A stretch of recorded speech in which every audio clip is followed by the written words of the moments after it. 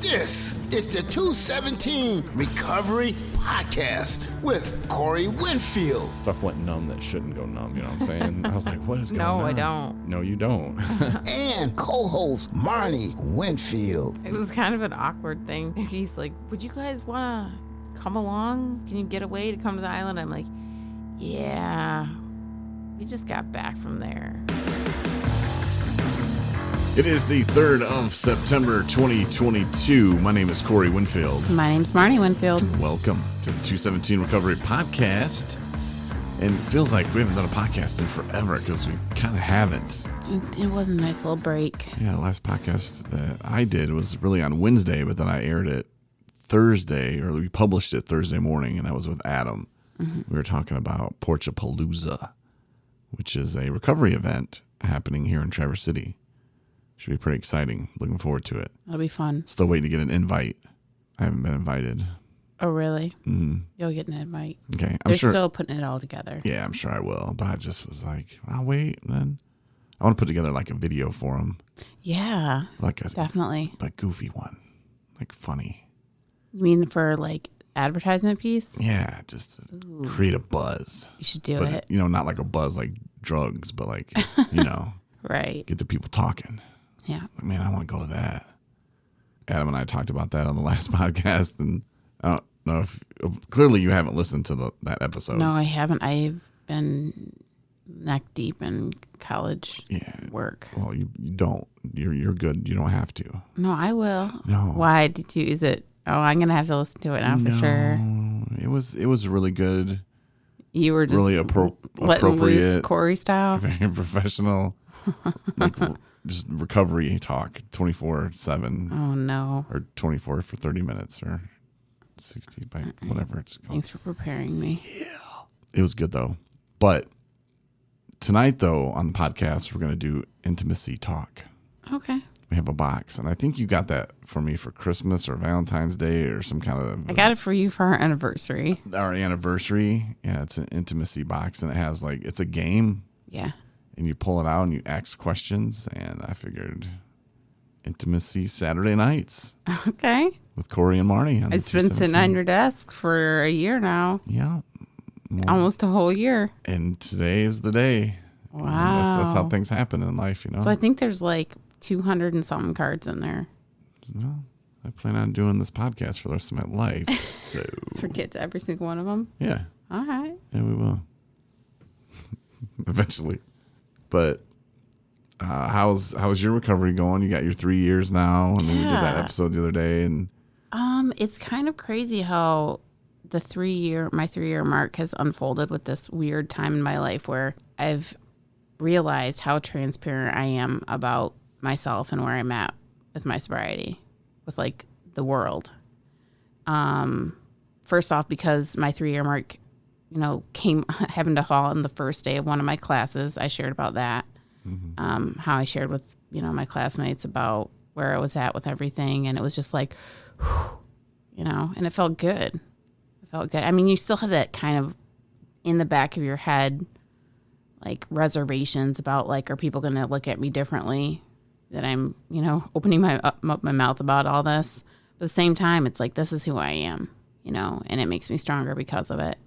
And along those same lines is I was on that second class that I had that same week. I was given a flyer, and they're like, if you didn't know about this, there's this educational grant that's available for people in this area, for women in this area. Women in this area. Oh, okay. So I can't apply for it? Oh, no. Oh. But, yeah, I'm sorry. Anyhow, and there was no details about it really at all, except for this email address. And it was like, email this person if you're interested. And so I just did this real quick, like, not even detailed, just my name. And I'm like, I have been through peaks and valleys in my life, but where I'm at right now, I'm enrolled in school and could really, you know, use help for, you know, college tuition. And I thought, like, I'm probably one of who knows how many of people that are going to apply. And I don't even know what their kind of financial, you know, pot they're drawing from. But regardless. I'm like, I need to at least give it a go. And I got an email back, and she's like, I'm really intrigued by, what you're doing, and I didn't even write that much. I'm like, lady, you have no idea. So I ended up submitting kind of a personal statement about all of it, and, kind of just where I was, what I've been through, not all of it, because that would be a book, but, where I am now, and then what I want for my future, and how, financially it would be helpful with these student loans that I've racked up mountainous amounts. Which is grad school's expensive. And I'm like, why am I paying? And plus I'm in internships, which, okay, riddle me that. I'm paying you thousands and thousands of dollars so you can have me work for you 20 hours a week. Okay. College is a business. The whole education system is a business. But so it's an investment in myself. I understand that. Okay. I like how, though, you flip the script on it, though. Because earlier you were saying, when you were talking about, sharing in group, and you're like, I still wonder if them people are like, okay, kind of looking at you different. But that's how you feel. And you can't control what those other people think. The only way you can control that is by showing up sober, doing your work, and kicking ass in the class. And then they won't even think, oh, yeah, Marnie, she's in recovery. They'll think about it as a good thing. And that's kind of what you're doing. First of all, you're using opportunities. You're seeking opportunities. You're finding opportunities. Sometimes the flyers just land on your lap.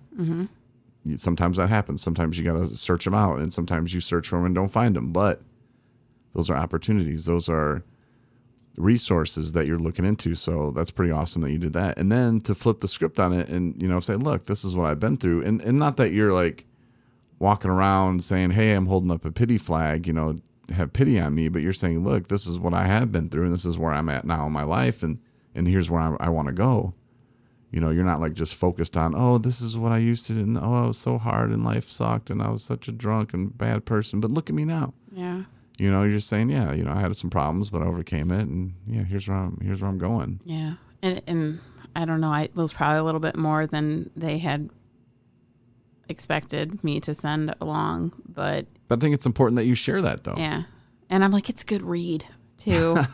I wrote that in the message of in the subject, or not in the subject, in the body of the email. I was like, I've attached my personal statement. I'm like, if anything, I'm like, I hope that you get something out of this, and that, realize the courage and resilience and ambitions and dreams that, because I'm like, hey, even if you don't give me the money, like, it's a really, I mean, I'm not going to change what I'm doing if I don't get help with my tuition. Right. But yeah, so. That's a good example, though, of keep doing it right. And we're not dirt poor. No, but we don't own a boat. We're not like. No, we're barely, I mean, it's not easy. No, it's not. And, you could call it, I used to call myself DJ Rich. Because back when I was in radio, once I only had money really on payday. And so I was walking around getting like extra value meal and stuff on that day. But then the rest of the month or the rest of the weeks, days, whatever, it was like, all right, let's hit the value menu. Like it's because it was DJ Rich, but we're student loan rich. Yeah. Yeah. Which is not really even, rich. It's not. It's pay your bills. What it is. I'm glad that I could help you with your student loans, because when we got married, they became mine too. You're welcome. You like that? Yeah, I'm not paying them. This is my theory is just keep going to school forever. Well, this is another example too. Is that for we talk about that resources are out there, to help you, and they're accessible, but that doesn't mean that you don't have to do some work for them. Right. Like you need to find them. You need to ask for them. You need to ask somebody to ask somebody to ask somebody else if they know of anybody could help you with fill in the blank, whatever it is, and then see if where you're at is applicable to that, whatever that resource is. And I mean, we could, for all intents and purposes, still use our local community food bank. There's nothing wrong with that. Right. You know, that's free food. Groceries are expensive, you know, and it's available to us. Yeah. I have no shame in that. Stuff like that. Thrift stores. I shop at thrift stores. Last time I went to go buy work clothes, I just went to Goodwill. I can't afford Ann Taylor. Are you kidding me? You know, but I have 2 Ann Taylor shirts that I got from Goodwill for like $4 each. Nice. So, you know, we don't live outside our means or anything, but you know, it's one of those things where you need to see what's out there and do the work to get it. So I wonder if there's anything for white men. Yeah, they're just called regular scholarships. You just have to apply to them. Oh, but you can apply to that too. Maybe like not all. everybody Maybe can not all. apply There's for probably some that are specific to males. I don't know, Corey. You need to look into it. Didn't you just hear my message? What I just said? Yeah. I was just wondering. This laughter just keeps coming up though. No, I get everything I need in the world. Is it that laughter again? Hold on. Is this funny? Just laugh alone. Corey feels like he's disadvantaged. Yeah. You know, good-looking people. People hate on us all the time. No, just kidding. No, that's really good for you, though. I'm proud of you for doing all that. And, you know, that's what you got to do. You know, and you don't have to be like, oh, I'm dirt poor. I need that. No, you know, and share your story. You know, but like I said, don't walk around like you're carrying a flag like, oh, pity me, pity me. You know, tell your story and also talk about this is where I'm going. This is my future. And whether you got 1 day, 2 weeks, 3 years, 4 years, it doesn't matter, you know, and it's still your story. And people are interested in great stories. You know, they like to tear you down too, you know, build you up to tear you down. But for someone like that, in a situation like that, they're not waiting for you to fail. Yeah. You know, and for them, it really does feel good to help somebody who has pulled themselves up, you know, from a really dark place and is moving forward with their life. So, yeah, flip the script on that. For sure. Speaking of flipping the script, you ready to play? I should have had like a intro for this. Oh, you can come up with one for the future. Intimacy Saturday. No, because you don't like my intros when I put them together. No, I do. Shout out Thursday. You hated that. That had Tyrone voice. You can't remember. You blacked it out. I think I did. I think I repressed that one. You like made sure that was not being saved in short-term or long-term memory. You're like, not wasting any time. Oh, the one that sounded like a carnival? Yeah. Oh, yeah. I did not like that at all. Yeah. It's okay. I didn't really either. See, at least that we have this honesty is maybe that's the card you're going to pull. Okay, well. Does your wife give you her full input? Yeah, I don't know if you'll like this card that I pulled because it's, I guess. Pick one from, you've already looked at it. That's not even fair. But I pulled it. And I was like, well, that's the one I'm pulling. Best Self, I guess, is the name of the company or something. It's called Intimacy. It's a little red box. I'm pulling the cap off right now, so I'll let you pull one too. Oh, we're doing two? I guess. I mean, I figured it's only fair that you ask me one and I get to ask you one. And then we're going to keep a discard pile. There's a lot in here. I know. Are these different, like, kind of like Trivial Pursuit where some are different colors or different stuff? I'm sure, honey. What if it's about sex? Then we have to talk about it because that's what we're doing. But you're pulling like 3 cards. No, I didn't. This is this one. There's just one. All right, so. Oh, no. I know. This is not going to be good, is it? I don't know. All right. My card and my question for you, and this is for everybody in the world who would like to know about you. Were any of your past relationships toxic? Explain. Are you serious? Yeah. Wow. I know, right? How much time do we have? Right. 3 hours. I would say that, yeah, I've had substantial amount of relationships that were not, well, the majority, I think, of my relationships when I was in active addiction were unhealthy. Absolutely. And toxic on both parts. I am the survivor of domestic violence. I was in a relationship, 2 relationships. One I was smart enough to get out of at early first signals of him being abusive. Like most of you out there listening that have been involved in abusive relationships, it doesn't have to be just physical. It can be emotional. That's usually how it starts. Lots of it has to do with controlling and jealousy and accusations and things like that. But there's a huge psychological element that I am still learning about and understanding as to why both women and men. I mean, generally the verbiage is always that it's females that are, in abusive relationships that are the victim of that, but that's not always the case. And the question's always like, why didn't you leave? And, it's one of those things where you don't feel good about yourself. You feel like you need the relationship for whatever reasons. You feel bound to the work that you've already put into it, whether it's financially or property or leases, or maybe it's children for some people, and that you don't want to walk away from that. And you feel like that it's one more thing that you failed at. There's this element of I can fix it, just like our addiction is. I can fix it, I can maintain it, I can deal with it, I can arrange it so this will be functional and doable and livable. And it's not acceptable. And it's not an acceptable way to live on either recovery end or being in a toxic relationship piece. I've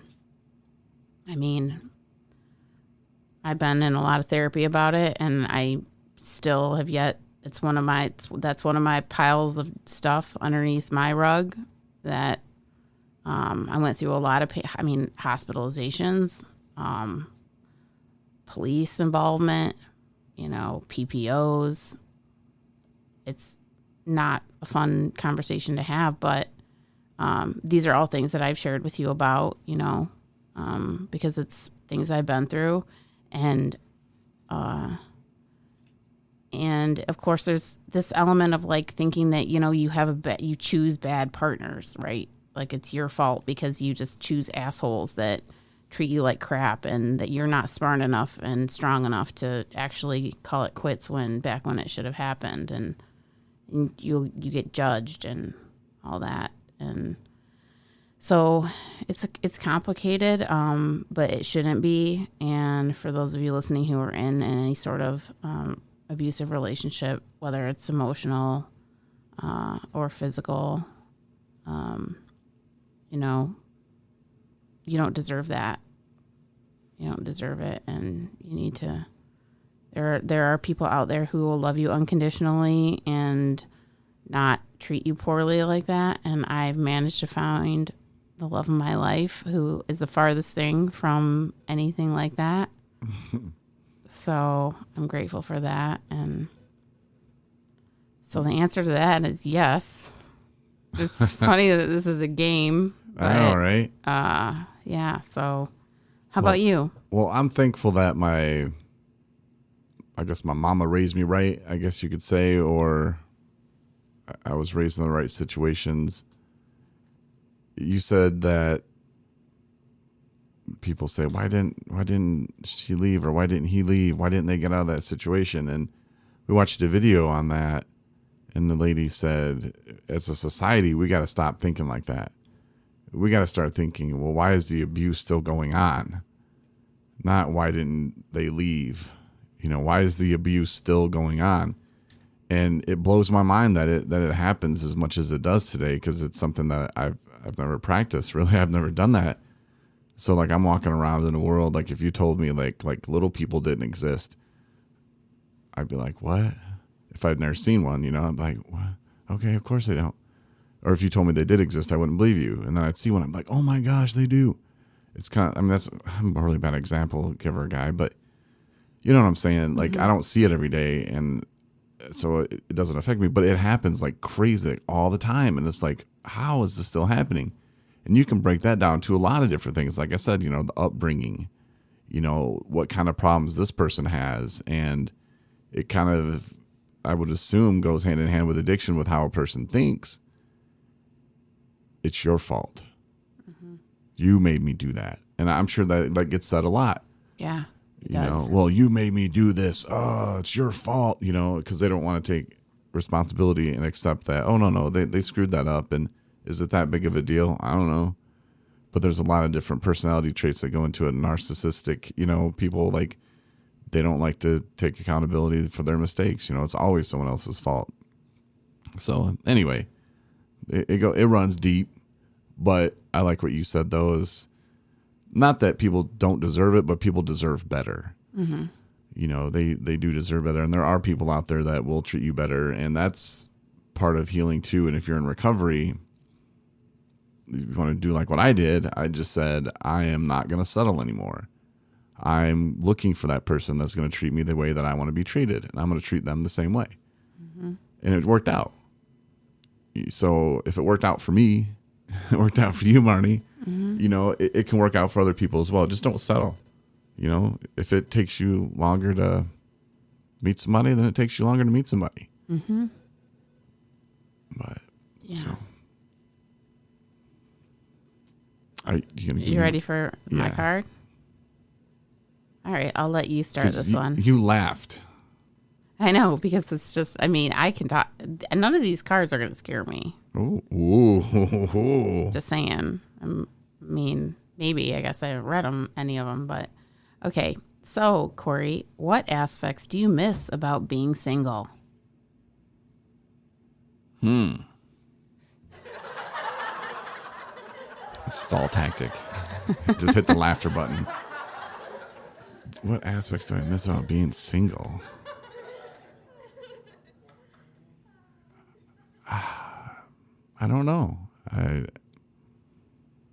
don't think I miss anything about being single. Back in my addiction days, I liked being single because then I could drink all day and no one would bother me. And no one would be yelling at me, and I didn't have to answer the phone if family called, which at the end they wouldn't be calling because no one wanted to talk to me. But I don't think I miss anything about being single. Honestly, I don't. Mm-hmm. Okay, my turn. I have a lot more sex now. Yeah. Okay, so I'm not copying you, but I can wholeheartedly say that I don't miss anything about being single. And maybe I would have a different answer about this if, like, I was, like, 25 and in a marriage or something. I don't know. No, it's just that I feel like I have been through so much, like, and this brings us back to card number 1. It's kind of like I've done the dating game. I've been in relationships. I'm kind of over it. And plus, I've never been able to experience a real secure, honest, safe, and like completely full of love connection with someone. And when you find that and you have that like completely like full feeling of contentness in where you're at with your partner, like what is there to miss? Like you could say like, oh, I miss the butterflies. I still get butterflies. You know what I mean? And, oh, you're still in the honeymoon phase because you've only been married for like 2 years. But, I don't know. It's just like, I'm completely 100% happy and in love. So there's really nothing that I could see out about being single that would be appealing for me. Right. And I'm not saying that it's bad to be single. And I just said take your time. Mm-hmm. Be selective with who you're selecting. But some people hate being single. Mm-hmm. I think we all do. I mean, it's in our DNA to want to have that connection and that love and to be loved, and there's some people in early recovery, we see it a lot. They've destroyed tons of relationships, and they're single, and I'm going to be single my whole life, and they're moping around, and yeah, with that attitude, you probably will be, but start being the person that somebody's going to want to be with. Yeah. And I think too is there's two different ways you can look at this question. One is like being single and not without any partners, like being single on your own accord, like as a decision. And that's really important when you're in early recovery, as we talk about a lot in the podcast and in the recovery community in general and in therapy and what have you, is that, we have a lot to think about and a lot of, I don't want to say fixing is the word, but a lot of reflection to do about who we are and who we want to be. And it's a really critical time in your life when you're making that decision to change so much about how you live your life. And so, yeah, establish that, like you said, like establish who you are and then be who you are and live who you are and who you want to be. And hopefully that's the sober you. And then you'll attract somebody who's attracted to that. And there you'll find a companionship, and there you'll find a connection. And that can grow into a healthy relationship. And then, but in terms of like single dating, like back in the dating game, like that was friggin' miserable. Like I hated that. Not a huge fan of that at all. But I guess some people liked that, whatever excitement or, like the pick and choose and shooting people down and going to the doctor, going to pick up chicks or whatever. To see if you have herpes or gonorrhea or whatever. The unexpected. That's the bullet again. The plan B. So much fun situation. Oh, I love it. It's great. No thanks. No thanks. Well, that was a good, fun, easy round of the intimacy game with Corey and Marnie. Just a little idea. Christmas is around the corner. If you want to get something for your partner, they'll be like, damn you, Corey and Marnie. I know some of them I think are going to, yeah, we'll answer all of them. Good thing we can edit on this thing. Maybe we should give each other 5 opt-outs. No. I haven't even looked at any of these, but I like it. I haven't either. It got really good reviews. Yeah. I like it. We're going to do it until we're done with them, I think. So. Wow. Next 10 years. All right. Yeah.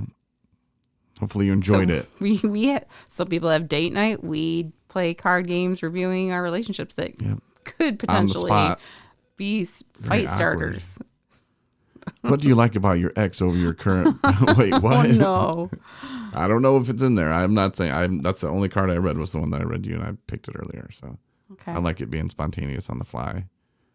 And other podcasts and shows would be like, oh no, we got to talk about it, plan it, and have it ready. We don't roll that way. Nah, it takes away from too much, my opinion. We don't have time for that. Yeah, and we don't have time for that. Being spontaneous, though, sometimes is the best way to go about it. And, again, if this was a radio show, it would be way different. But it's a podcast. And it's about our day and what we're going through in recovery. And if people want to listen and, if it helps somebody, then awesome. Yeah. Well, I wasn't here Thursday because you did yours with Adam. So we could do shout out Thursday on Saturday. Okay. You got some shout outs? Yeah, I'm going to shout out to Beth. And I'm going to shout out to our moms.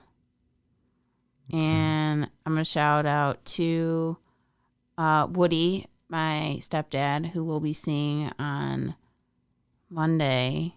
And it occurred to me, I haven't seen him in a minute. And, he's older. And I just want to be able to, I need to try to spend time with him,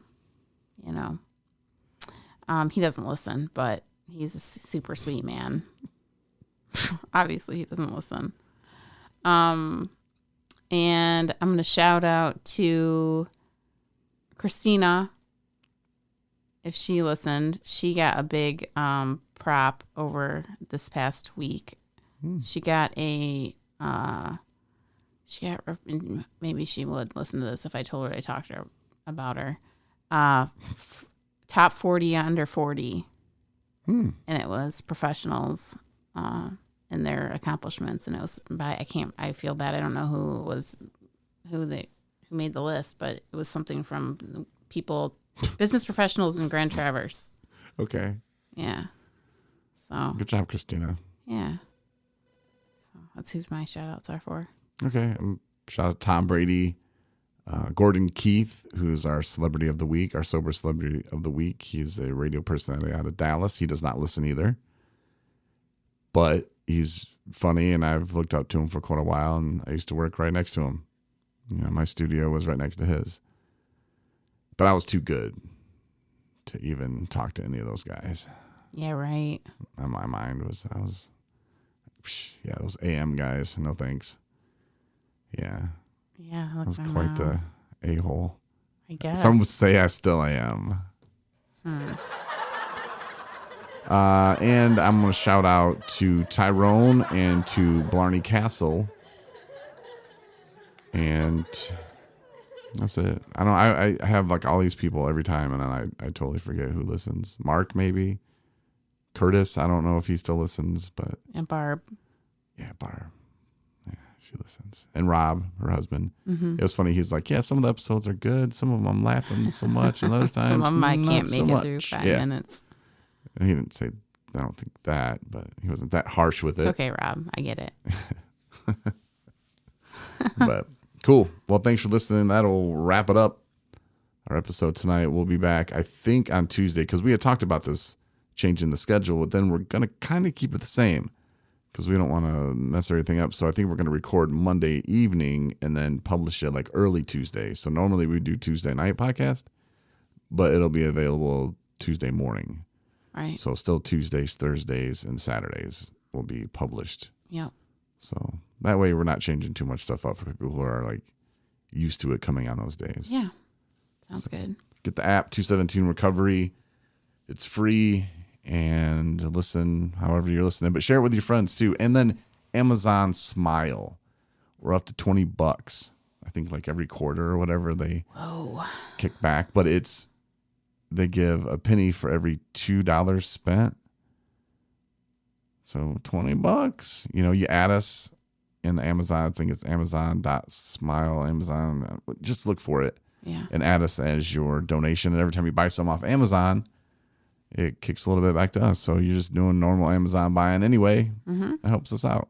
Yeah. So appreciate it for everybody who already does have that, because clearly, I would like to say we buy a lot of stuff, which we do on Amazon, but not that much stuff. No. So for people that have locked us in, we really do appreciate that. And I just want to say thanks real quick. Yeah, for sure. Thanks. Thanks. We'll talk to you next week. Good night, everybody. Thanks for listening to the 217 Recovery Podcast. For more episodes plus bonus features, download the 217 Recovery app and support recovery by rating us in the App Store.